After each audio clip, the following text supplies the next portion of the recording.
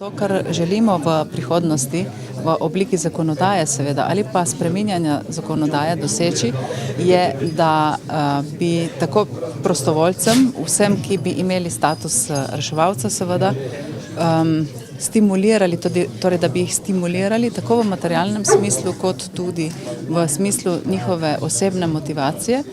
Po drugi strani pa moramo poskrbeti tudi za njihove delodajalce, ki seveda imajo težave takrat, ko gredo naši reševalci v različne reševalne in iskalne akcije, kajti takrat imajo izpad dohodka in želeli bi, da imajo vsi delodajalci, ki imajo take vrste reševalce, tudi posebne olajšave pri njihovih dohodkih. Tako da upamo, da bodo, kot pravim, poslanci in poslanke tudi v prihodnosti tako dobre volje in tako naklonjeni, kot so bili sedaj, ko smo razpravljali še na splošnejši ravni o tem, kaj vse je treba narediti za to, da bo ta naš sistem prostovoljstva, ki je velik, vendar ga ni mogoče profesionalizirati, deloval dobro, tako kot sedaj ali pa še boljše v prihodnosti.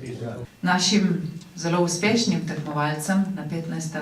svetovnem prvenstvu vsi skupaj iskreno čestitamo za izjemno opravljeno delo.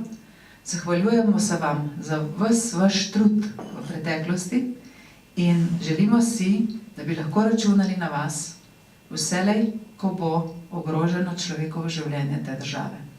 Ponosni smo na vas in veselimo se, da ste sestavni del našega sistema varstva pred naravnimi in drugimi nesrečami in preko tega seveda tudi sestavni del slovenske nacionalne varnosti.